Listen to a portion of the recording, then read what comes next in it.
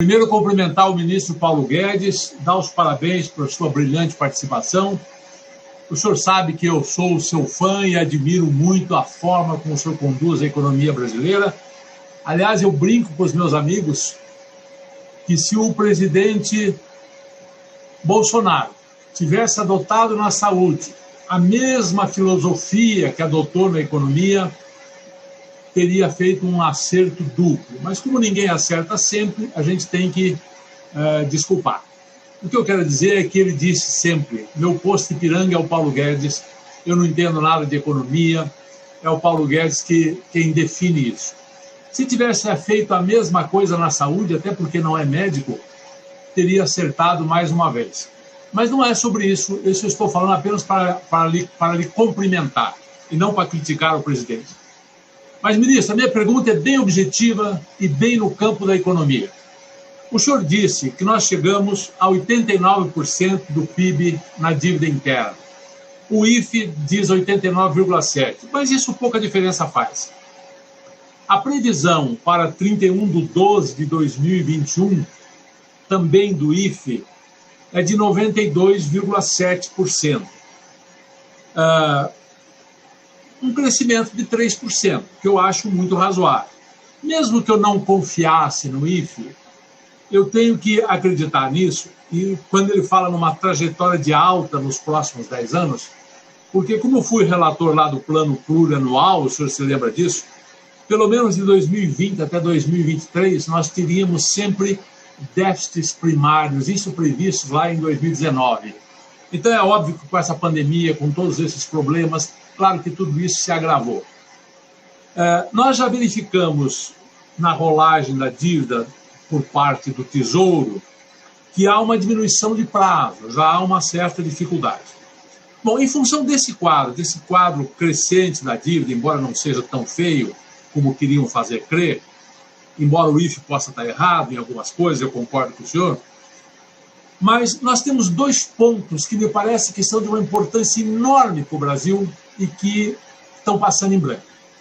Primeiro, na PEC emergencial que foi aprovada, o novo marco fiscal nosso, o artigo 163, no inciso 8, diz que o governo enviará uma lei complementar que definirá regras que permitam o controle da dívida. Eu tenho muito medo que essa lei não seja enviada. Por que eu tenho esse medo? Porque desde 1988, na Constituição brasileira, o artigo 52 da Constituição prevê um limite da dívida que seria estabelecido pelo Senado, mas desde que provocado pelo presidente, pelo Poder Executivo. 15 segundos. O Senado nunca foi provocado, então não pôde estabelecer esse limite. Então o que eu lhe peço é: envie, por favor, o mais urgente possível essa lei complementar prevista no artigo 163 e também prevista no artigo 52. Isso vai ajudar muito o Brasil. Obrigado. Eu agradeço primeiro as generosas palavras, dizendo que a admiração é recíproca. Desde o nosso contato lá também, eu já te conhecia do ponto de vista de empreendedor, melhorando o ensino básico no Brasil, quer dizer, educou milhares e milhares de jovens pelo Brasil inteiro, com muita capacidade, tinha uma das maiores empresas de ensino básico do Brasil. E depois aqui, justamente quando o senhor foi relator, ou foi presidente da comissão, eu vi a sua capacidade analítica também. E, corretamente, o senador apontava: olha, essa dívida PIB está subindo e vai continuar subindo, não vejo muito jeito de mudar isso daí. E quando é que nós vamos gerar um superávit? E eu concordo com a sua análise, por isso que eu não me fixei tanto na geração do superávit, porque como você está numa economia com baixíssimo crescimento, caiu 3,5% em 2015, caiu 3,5% em 2016, aí nos 2 anos do Temer cresceu só 1,3%, nosso primeiro ano cresceu só 1,3%, e agora com a pandemia caiu 4%. Como você está num ambiente desse, você não pode aumentar os impostos. É um crime contra a população brasileira, contra os empresários, contra os trabalhadores, você aumentar impostos no meio de uma catástrofe dessa. Então, como eu sabia que eu não esperava Covid de jeito nenhum, mas eu sabia que havia um baixo crescimento por algum tempo, como resultado de anos e anos de impostos altos, juros altos, muita burocracia, políticas econômicas, macroeconômicas equivocadas, endividamento em bola de neve. Como nós tínhamos todos esses problemas, economia fechada, eu sabia que nós não íamos consertar em termos de fluxos. Então, nós conseguimos derrubar a dívida PIB no primeiro ano. Se você observar, caiu de 76,4% para 75,4% no primeiro ano, justamente com desinvestimentos. E aí o problema é que houve administrações que confundiram o patrimônio do povo brasileiro com o patrimônio de partido. E aí houve um desastre, uma catástrofe, uma corrupção generalizada, teve um problema seríssimo no Brasil. Porque uma coisa é se o patrimônio é do povo brasileiro, a minha proposta, e eu espero que a senadora Genaides nos apoie, nós vamos criar o Fundo Brasil. Nós vamos pegar a riqueza que o Brasil tem e vamos permitir, vamos compartilhar com os mais pobres. Vamos permitir isso, senador Oriovisto, também, a sua preocupação com a dívida PIB de um lado e a preocupação da senadora Zenaide com a miséria do povo brasileiro. Vamos fazer o seguinte, vamos pegar o patrimônio que o Estado brasileiro tem e vamos entregar uma parte para os mais pobres e uma parte para reduzir a dívida. Vamos aliviar gerações futuras, de um lado, garantindo justamente que nós liquidamos uma parte dessa dívida, e, por outro lado, vamos ajudar os pobres contemporâneos nossos. Vamos pegar esse patrimônio, em vez de ele ficar participando de maracutaia, de aparelhamento político, de caixa 2, de corrupção, vamos pegar esse patrimônio e vamos dar para os mais pobres. Fundo Brasil, vamos pagar dividendos sociais para os mais frágeis, porque em vez de ganhar R$200, o mais pobre podia receber 300, 350, 600. São 20, não só o prejuízo das estatais dependentes, mas tem também o lucro da participação nas estatais que nós temos em várias empresas. E elas dão lucro. Por que eu não pego uma parte dessa lucro e não pago em dividendos sociais, justamente para os mais frágeis? Recebemos 25, 26 bilhões de dividendos todo ano. Por que a gente não ajuda os mais pobres? Se a Bolsa Família são 30 bilhões, olha só quanto a gente podia dar para os mais pobres. Mas eu acho que tem político que prefere ficar com esses recursos sob a administração própria deles. E, em nome da defesa do pobre brasileiro, eles, na verdade, usam os recursos de outra forma. Por que nós não damos esse dinheiro? Aprendemos a lição da pandemia do ano passado, vamos dar o dinheiro na veia para os pobres. Nós não precisamos de tantos intermediários, nós não precisamos de tanta gente vivendo, fingindo que está ajudando os pobres, quando, na verdade, nós podíamos ajudar os pobres como fizemos no ano passado. Que, aliás, foi uma coisa que foi a social-democracia brasileira que incluiu os mais frágeis nos orçamentos públicos. Isso é meritório, eu elogio. O Bolsa Família do PT foi um belíssimo programa. O Bolsa Escola anterior do PSDB foi um belíssimo programa. Por que nós não aperfeiçoamos esse programa, não botamos esse patrimônio público na mão do mais fraco, em vez de a serviço da classe política? Vamos fazer isso, vamos trabalhar juntos para fazer isso. O senhor sabe que eu defendo, desde o dia que eu cheguei aqui, o empoderamento da classe política. A essência da política é decidir o uso dos recursos. Eu defendo, desde o dia que eu pisei aqui, que os senhores assumam o controle do orçamento.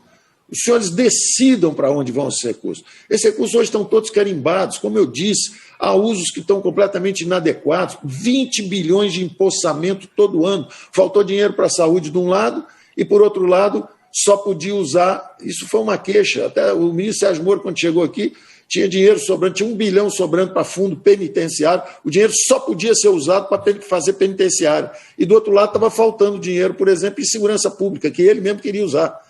Então sobrava para fazer presídio e faltava para segurança. Isso dentro do mesmo ministério, agora imagine dentro do governo inteiro.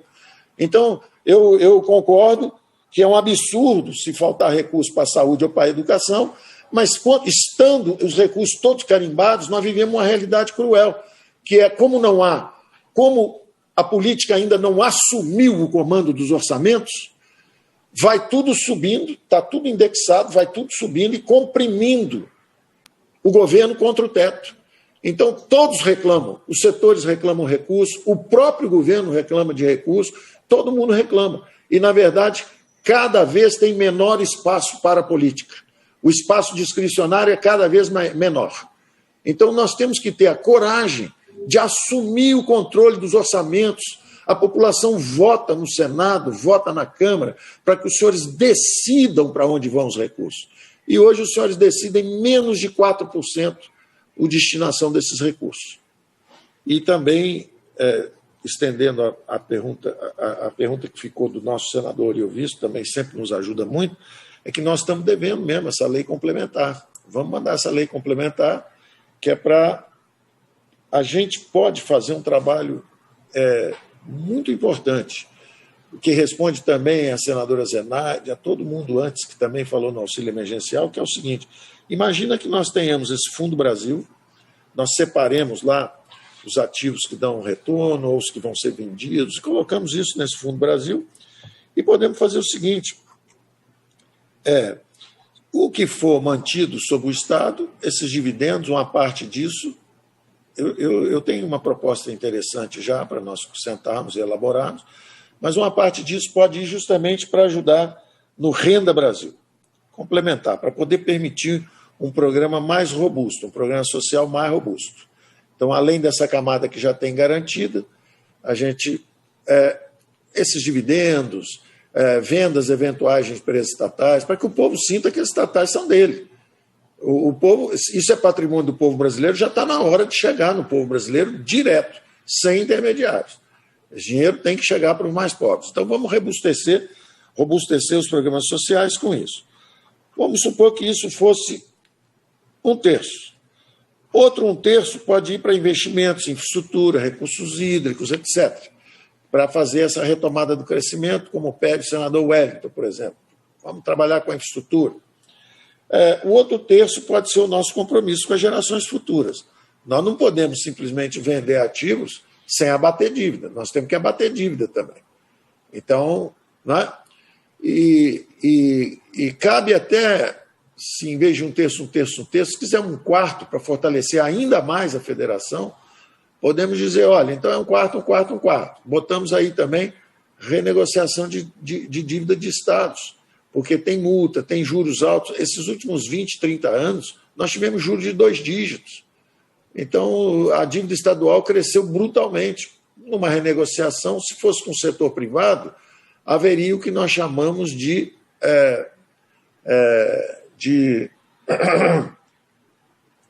no setor privado, quando quebra alguma empresa e você vai renegociar a dívida, você renegocia com um desconto.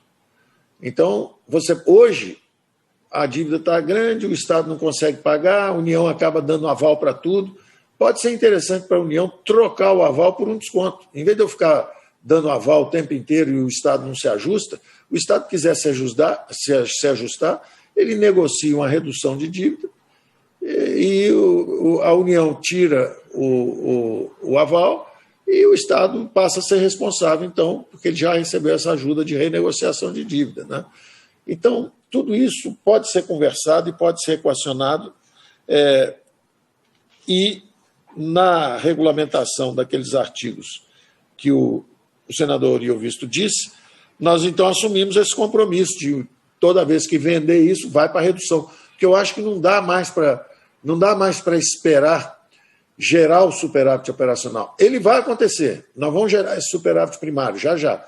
Se a economia brasileira crescer 3,5%, como o déficit era 2%, no primeiro ano nós reduzimos para 1%, e a economia estava crescendo só 1,3%, se ela crescer 3%, esse déficit vai desaparecer. Esse déficit primário vai desaparecer e vai aparecer um pequeno superávit. Só que isso leva tempo. E nós temos que começar a reduzir a dívida PIB já. Então, isso é compatível com o programa de você acelera as privatizações, começa a vender ativos mais rápido, reduz dívida mais rapidamente e, ao mesmo tempo, reforça os programas sociais. Já que isso pertence ao povo, vamos devolver recursos para a população brasileira também. Nós podemos fazer um programa de erradicação. Imagina alguém que está recebendo aí R$200, R$300, R$200 de Bolsa Família, e no final do ano, de repente, recebe R$40 mil. O que são isso? Dividendos da Caixa Econômica, dividendos do Banco do Brasil, dividendos do BNDE, mais a venda de 2 ou 3 grandes estatais. Isso aí é um salto patrimonial para um povo simples que jamais sonhou com isso. Então, nós estamos modernizando o Estado brasileiro, aumentando a qualidade das políticas públicas, nos livrando de ativos que hoje dão prejuízo para a população, estimulando os investimentos privados com esse novo horizonte de cabotagem, gás natural, petróleo, saneamento, todas essas modernizações de marco que nós estamos fazendo, que os senhores estão fazendo. Os senhores estão aprovando isso. Então, nós temos que aprofundar esse trabalho juntos.